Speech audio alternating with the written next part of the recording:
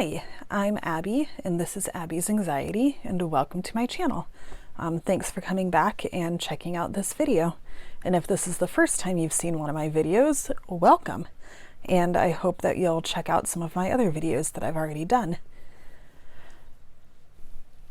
I'm over here with a different background because I'm in front of my closet instead of in front of my window, which is on that side of the room, where I usually film.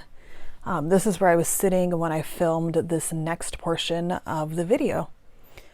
So without further ado, here it is. So the first kind of stress toys that I'm going to show are some squishy balls. Each of these is a little bit different, but I think that they're all made by the same company. This orange one is just very smooth and squishy. This one provides an interesting texture. I think it's supposed to be a snowball, and you'll notice that you can see kind of the snow inside of it. And the glitter is a nice touch, but mostly it's a little bit more firm than this orange one. And I don't know if you can hear that, but there's a it almost sounds like when you're walking in snow, kind of that crunching sound. Here, I'll place it up next to the microphone and see if you can hear it.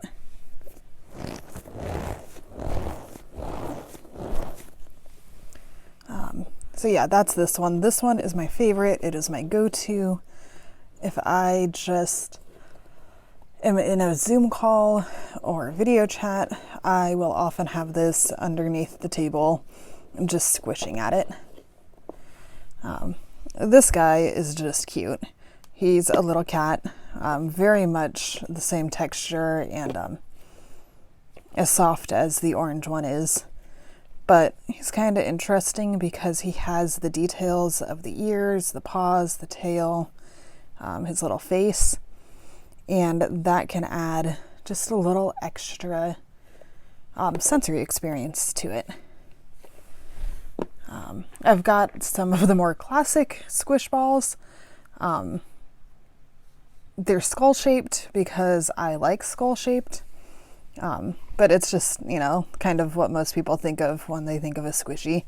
You squish it down and it expands. You can squish it again. Yeah, I just really enjoy decorative skulls and whatnot, and so that's why I have this one. Another one that's good when I'm feeling stressed out is this banana. It's too big to fit on the screen right now, and I'm not going to adjust my camera. I am going to take those other three out, but it's kind of reminds me of, if you remember the old Stretch Armstrong toys, this doll that you could like pull his arms and they'd get really long. It's got that same kind of feel, and it gives a lot of resistance when you just, especially if I'm angry, I can just squeeze this and pull it, and yeah, it's held up really well, and it gives a satisfying feel to it. So, and it does go back into its shape pretty easily. I usually do it by throwing it back and forth. And again, this is where, like, if I was better, I would adjust my camera. Not going to, so that's as good as it gets. The final of this kind is this little dude, little narwhal. He's soft on the outside, which is nice. He's also got like the fins, little horn, the eyes. I don't know what these are, cheeks maybe, and the tail that gives some other nice, just sensory feedback. That's really what all of these are about, is the way that they feel. And yeah, just the sensory part of it. It really helps me focus to be able to rub something of a different texture. And his eyes, her eyes, his eyes, whoever this is, the eyes really help with that. So that is the last of these kinds. Something that I frequently use, and I know I should not have, here, I'll put the narwhal back. Should not just have a blank space there. This is challenging to open And when I get it open, you will see why. It is, there we go. It is thinking putty. And the kind that I have comes with this magnet. And we'll see if I can get it to do it. You see that? The magnet kind of can pick it up. If I was more coordinated, maybe I can do it. You can kind of guide little parts of it and make it dance. The putty is nice because it is that firm. It's probably similar consistency to silly putty. This just is kind of extra fun because you can play with it with the magnet. It takes a long time and the camera's not going to show it very well. But yeah, it's interesting to interact with it with the magnet. And that's the other. Let's see if I can make it do it. You can get it to make kind of a snapping sound. Nope, don't think it's going to work this time. But when you catch the little air bubbles in it, you can get it to make kind of a snapping, cracking pop sound when you pop them. So yeah, it's pleasant to look at. You can stretch it. You can break it into pieces. Well, maybe. Let's see. Oh, come on. There we go. You can break it into pieces and it'll always squish back together. This is something that I turn to more often than those squishies when I'm at home, because then I can play with it. I turn it into shapes. Oftentimes I'll like roll it into a snake and kind of coil it around into a basket. Yeah, lots of different things with it. But I very much enjoy it. And I don't know where I put the cover. Here it is.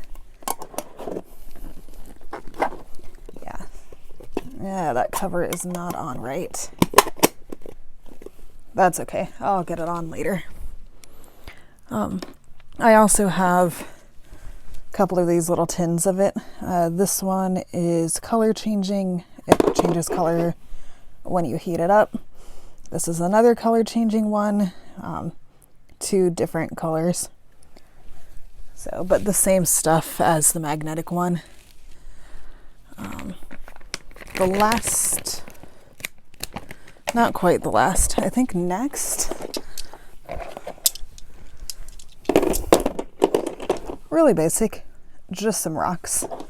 I don't know where I got these blue ones or how I ended up with them. They don't say anything on them. They just are rocks. And yeah, sometimes that hard, cold texture and that weight is just kind of nice to hold in my hand. This one, yeah, I have no idea where I acquired this one either, but I kind of like the like design in it. And again, it's just that something solid in your hand. This rock was a rock that I found when I was on a hike. I know, don't take things from nature. But yeah, it really appealed to me, and just the feel of it and the weight of it. This one in particular, the way that it fits in my hand is really comforting to me and really soothing to me. And so if I'm, when I had to give presentations in my communications class, I would often tuck this in my pocket, and just knowing that it was there was helpful. And then as soon as the presentation was over, I could slip it out of my pocket and sit at my desk, and nobody even noticed that I was squeezing the stone. But yeah, it really, really helped me out, particularly during those presentations, or I should say after those presentations. So yeah, never underestimate the power of just a good old rock. I have 2 more things to show you. This I'll show you better another time, but these, I think the commercial name are Orbeez. These are not Orbeez. These are some cheap thing that I think were actually intended to like put in a vase to help cut flowers stay fresher. I'm not sure. But the idea is all of these little tiny beads, you take a few out, you soak them in water, they expand, and they turn into like these little jelly ball things. And yeah, something about like digging my hands into this, like a bowl of them and just squishing them and feeling them. And since they're full of water, they're nice and cool. Running them through my fingers, there's something just really soothing about that. And the last is Mad Matter. It's very, very similar to kinetic sand. I don't know if it's considered kinetic sand. It says that the smartest dough ever to flow. Yeah, so I don't know exactly what it's called, but it's matter. It feels a little bit like gritty gritty Play-Doh, but you can see, you can form it, you can shape it.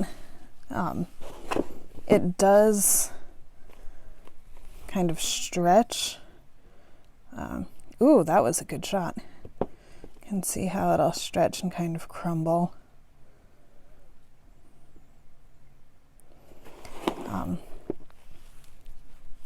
But then you can gather it back up and shape it just like you would Play-Doh.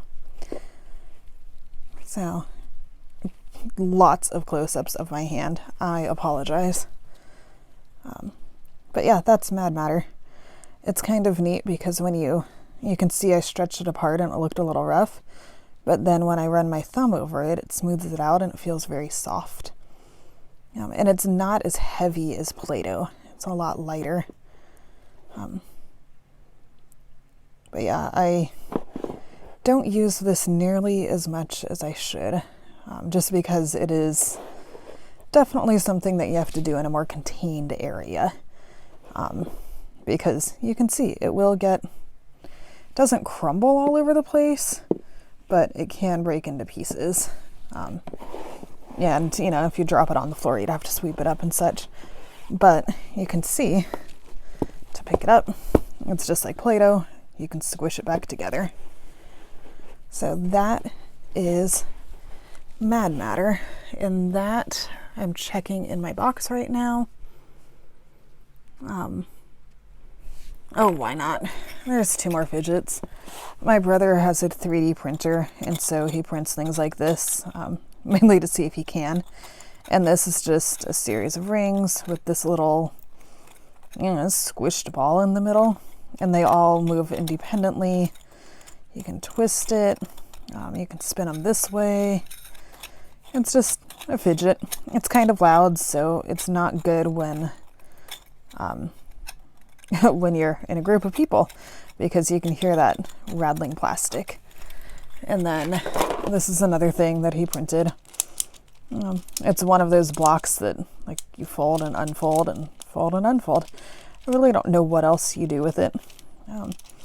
But yeah, if you need something to do with your fingers, it's a good one to have. Admittedly, I don't use either of these very often.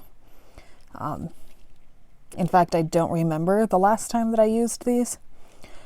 But yeah, I have them. Keep them around because sometimes, maybe I'll be in the mood for them at some point. Or if all of the other things failed, maybe I'll turn to these and they'll work. And that's the thing, is with all of the variety of these, I like having options. Lots of options. I think, good grief, way too many options. Let's see.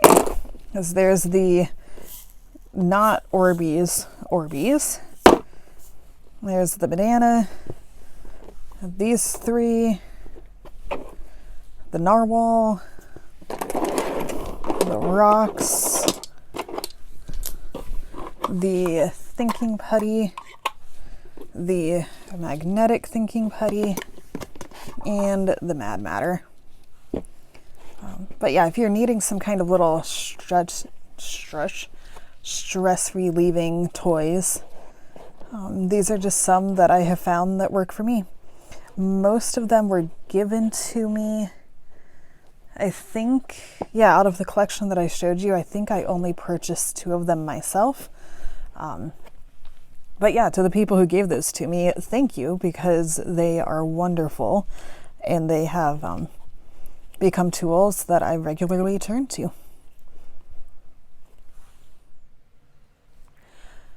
So those are most of my kind of sensory stress toys. I think that's what I have my... That was a big clunk. Yeah, I have one box labeled sensory and the other box labeled stress toys. And yeah, they are definitely in old lunch boxes. But they make good storage containers and they work really well for these. Why do I have so many? I get anxious a lot. The past 5-ish years of my life have been really rough. And those of you who know that story know why they've been really rough. And I've had a lot of nervous energy and not a lot of options of how to get that nervous energy out, which is why these stress toys have come in handy. And I'm laughing because I am actually using them right now as I speak, because these videos are pretty anxiety producing. Yeah, it's just what it is. I chose to do these. Nobody told me I needed to. It was something that I wanted to do to challenge myself. But they're still stressful and it's scary to put yourself out there. But yeah, I've collected these over the years and I find them incredibly helpful. And I don't know why. I don't know what it is about things as simple as squishing.